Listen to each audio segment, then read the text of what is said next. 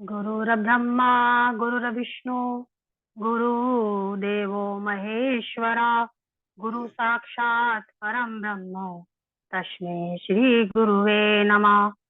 श्री राधा कृष्णभ्यां नमः। श्रीमते रामानुजाय नमः।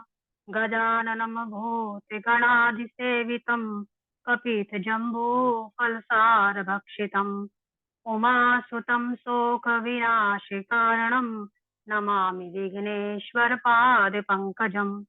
कृष्णप्रेममयी राधा राधा प्रेममयो हरि जीवनेन घने नित्यं राधा कृष्ण गतिर्मम। वन्दे देव उमापति सुरगुरुं वन्दे जगति कारणं वन्दे पन्नगभूषणं मृगधरं वन्दे पशूनां पतिं वन्दे वन्दे सूर्यशशाङ्कवह्निनयनं वन्दे मुकुन्दप्रियं वन्दे भक्तजनाश्रयं च वरदं वन्दे शिवशङ्करं। ध्याये नित्यं महेशं रजतगिरिं चारुचन्द्रावतंसं रत्नाकल्पोज्ज्वलांगं पशुमृगाभराभितिहस्तं प्रसन्नं पद्मासीनं समनतात् स्तुतं मर्गणैर्व्याघ्रकृतिं वसानं विश्वत्यं विश्वबीजं निखिलवेहनं पञ्चवक्त्रं त्रिनेत्रं भक्त भक्ति भगवंत गुरु चतुर्नाम बपुएक इनके पद वंदन किए नाशत विघ्न अनेक। बोलिए सूजी महाराज की जय। श्री शिव शिव पुराण की जय। श्री श्याम सदाशिव जी की जय।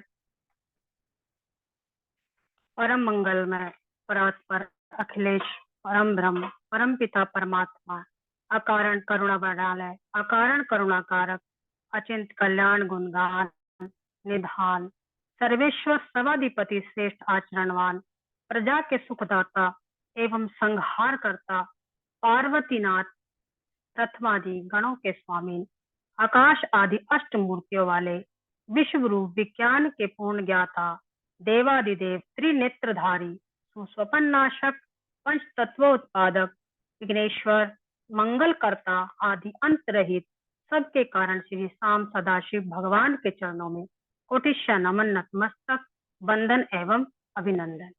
आरंभा भगवती जगदीश्वरी शंकर शिव प्राण बल्लवा आदि जगत में व्याप्त रहने वाली जगत की आधारभूता परम शक्ति श्री जगदम्बा मां पार्वती के चरणों में कोटि कोटि प्रणाम। भगवत भक्त शिव कथानुरागी सज्जनों भक्तमयी मातृ शक्ति भगनी बांधवों को सभी को मेरा प्रणाम। जूम ऐप के माध्यम से जो भी मेरे भाई और बहनों सभी को मेरा प्रणाम और गुरु जी के चरणों में मेरा कोटि कोटि प्रणाम। हम सबका ये परम सौभाग्य ही है कि हम भगवान शंभु शिवाय की सुंदर कथा पर सम्मिलित होकर इस शिव कथा मंदाकिनी पर गोता लगाने का हमें शुभ अवसर प्राप्त हुआ। जीवन में ऐसा क्षण बड़े ही पुण्य से मिलने वाला होता है कि श्री शिव महापुराण की कथा बड़ी दिव्य और विलक्षण है। इसी कथा का अनुसंधान कर 12 आदित्य अपना कार्य करते हैं। पिछले प्रसंग में सूजी गंगा जी के सरस्वती नदी के तट पर ऋषियों से कहते हैं आज है लिंग का परिचय कथा। सूजी बोले ऋषियों, जो श्रवण कीर्तन मनन इन तीनों साधनों में अनुष्ठान वे समर्थ ना हो, वह भगवान शिव के लिंग एवं मूर्ति की स्थापना कर नित्य उसकी पूजा करे, संसार सागर से वो पार हो सकता है। जैसे पार्थिव लिंग जैसे बता पौधे में भी बताते हैं मिट्टी को रखकर और जल चढ़ा सकते हैं रोज बनाने के लिए। तो रोज नियम से अगर जैसे रोज भी पूजा करें तो संसार सागर से वो पार हो सकते हैं। ऋषिगण बोले मूर्ति में सर्वत्र देवताओं की पूजा होती है, परंतु भगवान शिव की पूजा सब जगह मूर्ति और लिंग में क्यों होती है? सूर्य जी बोले हैं मुनिवरों, आप लोगों का ये प्रश्न बड़ा ही उत्तम है। वह पवित्र है। इस विषय में तो मैं महादेव जी ही वक्ता हो सकते हैं। कोई पुरुष कहीं और कभी भी इसका यथार्थ प्रतिपादन नहीं कर सकता। इस विषय में भगवान शिव जी ने कहा और उसे मैंने गुरु जी के मुख से सुना, उसी तरह मैं इसका वर्णन करूंगा। एकमात्र भगवान शिव ही ब्रह्म रूप होने के कारण निष्कल निराकार कहे गए हैं। रूपवान होने के कारण उनको सकल साकार भी कहा जाता है। शिवलिंग शिव के निराकार स्वरूप का प्रतीक है और सकल होने के कारण मूर्ति विग्रह की पूजा की जाती है। भगवान शिव के दोनों स्वरूपों की पूजा की जाती है। अन्य देवों में यह तत्व नहीं है। यही कारण है कि केवल ब्रह्म तत्व शंकर जी को ही प्राप्त है। सदा शिव का ब्रह्मत्व वेदों के सारभूत उपनिषदों से सिद्ध होता है। वहां प्रणव ओमकार के तत्व रूप से भगवान शिव का ही प्रतिपादन किया गया है। इसी कारण पूर्व में मंदराचल पर्वत पर ज्ञानवान ब्रह्मपुत्र संत कुमार मुनि ने नंदीश्वर से प्रश्न किया था कि जिस पर नंदीश्वर ने स्पष्ट कहा था, कालपूर्ण भगवान शिव का लिंगेश्वर रूप में बेर पूजन लोक समस्त है, वेद ने जिसको आज्ञा दी है। संत कुमार जी लिंगेश्वर की उत्पत्ति पूछी तो नंदीश्वर जी ने कहा कि पूर्व काल के बहुत काल बीत जाने पर जब ब्रह्मा विष्णु में युद्ध हुआ तो उनके बीच निष्कल शिवजी ने स्तंभ प्रकट होकर विश्व संरक्षण किया था और तभी से महादेव जी का निष्कल लिंग और सकल देव जगत में प्रचलित हुआ। देर मात्र को देवताओं ने भी ग्रहण किया। इससे शिवजी के अतिरिक्त देर से देवताओं की पूजा होने लगी। उसका वही फल दाता हुआ। परंतु शिवजी के लिंग और बेर दोनों ही पूजनीय हुए। नंदीश्वर बोले, पूर्व में जब विष्णु जी अपने सायकों सहित मां लक्ष्मी के साथ शेष शैया पर लेटे हुए थे, तब देवताओं ने श्रेष्ठ ब्रह्मा जी स्वयं वहां आए और पूछने लगे। ब्रह्मा जी वहां आए और पूछने लगे विष्णु जी को, पुत्र कहकर पुकारा, पुत्र उठो, मैं तेरा ईश्वर यहाँ आया हूँ। इस पर विष्णु जी को क्रोध आ गया। यह भी क्रोध शांत हो गए क्योंकि शांताकारम है। ब्रह्मा जी ने कहा, पुत्र, दोबारा फिर कहा, पुत्र तुम्हारा कल्याण हो, आओ बैठो, मैं तुम्हारा पिता हूं। ब्रह्मा जी, समय के फेर से तुम्हें अभिमान हो गया है, मैं तुम्हारा रक्षक हूं, समस्त जगत का पितामह हूं। भगवान विष्णु ने कहा, चोर, तू अपना बड़प्पन क्यों दिखाता है? सारा जगत तो मुझ में निवास करता है और तू मेरी नाभि कमल से प्रकट हुआ है और मुझसे ही ऐसी बातें करता है। नंदीश्वर बोले, जब इस प्रकार रजोगुण से मुक्त हो दोनों में विवाद होने लगा, तब यह दोनों अपने अपने प्रभु प्रभु कहते हुए एक दूसरे का वध करने लगे। युद्ध भी छिड़ गया और हंस और गरुड़ पर बैठकर दोनों शिव माया से मोहित होकर आपस में घोर युद्ध करने लगे। उनके वाहन भी लड़ने लगे। ब्रह्मा जी के वक्षस्थल पर विष्णु जी ने अनेक अस्त्रों का प्रहार करके व्याकुल कर दिया। इससे कुपित होकर ब्रह्मा जी ने उनके वक्षस्थल पर भयानक प्रहार किया। एक दूसरे के प्रति युद्ध से श्रमित विष्णु जी भी हाँफने लगे। यह भयंकर युद्ध को देखने के लिए सभी देवगण अपने अपने विमानों में बैठकर युद्ध स्थल पर पहुंच गए। यहाँ युद्ध में तत्पर महाज्ञानी विष्णु ने अतिशय क्रोध के साथ दीर्घ निश्चय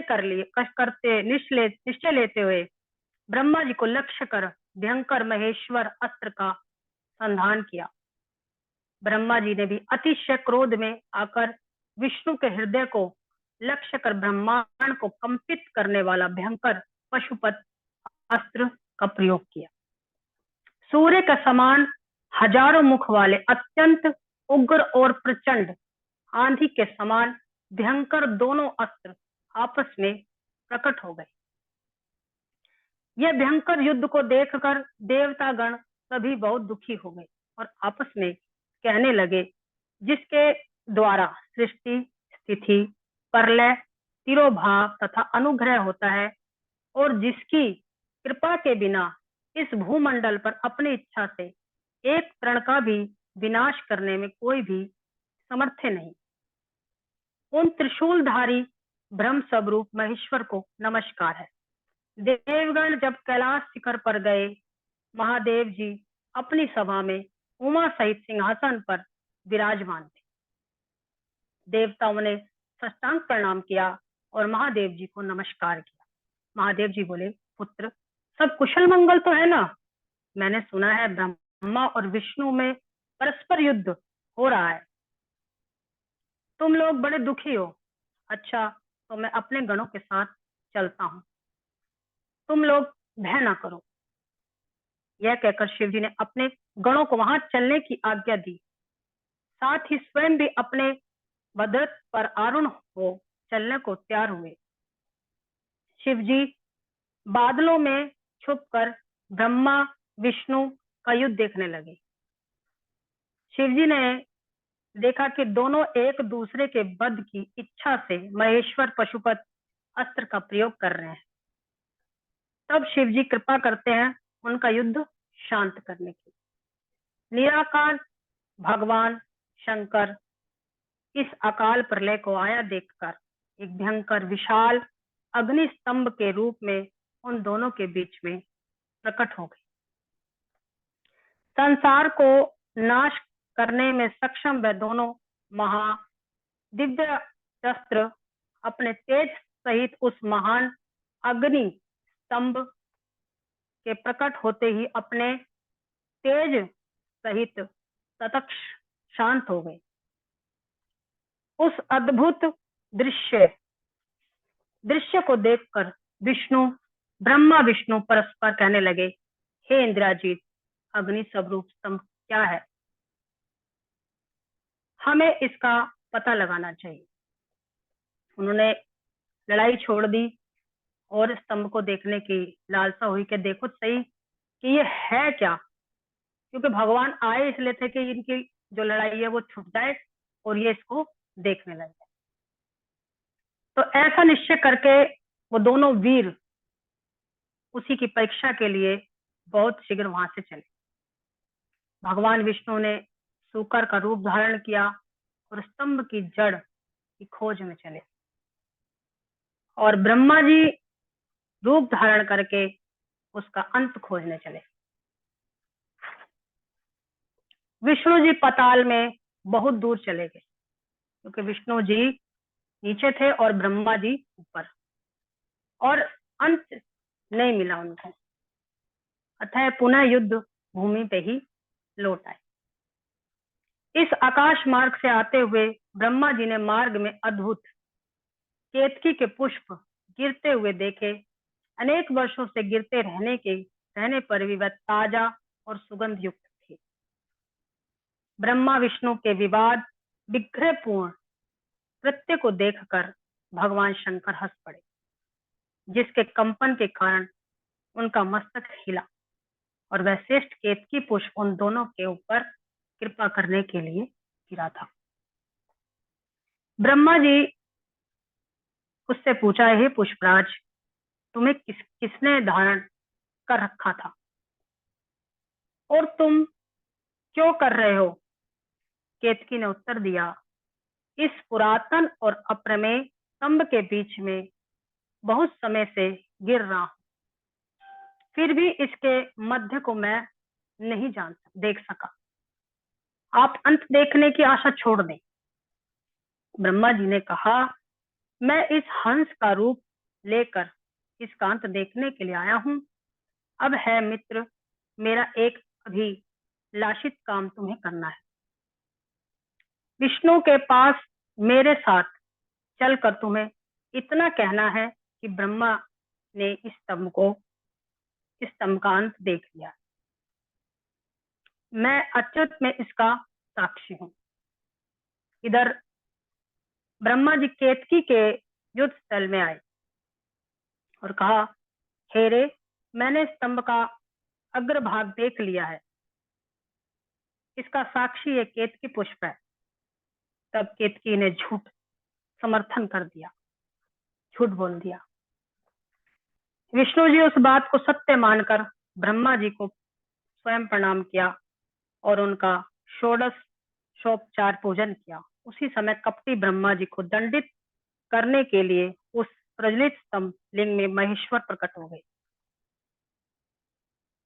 एक दृष्टांत है। एक श्याम नाम का व्यक्ति था और शिवरात्रि का दिन था। जल लेके उसके गाय पाल रखी थी, तो दूध लेके वो शिवलिंग पे गया। वहां हो रही थी भीड़, लाइन लग रही थी। तो ब्राह्मण देवता क्या कर रहे थे, जो जैसे कोई अच्छे घर का था तो उसको आगे कर रहे थे, और बेचारे जो गांव के थे उनको थोड़ा पीछे कर रहे थे।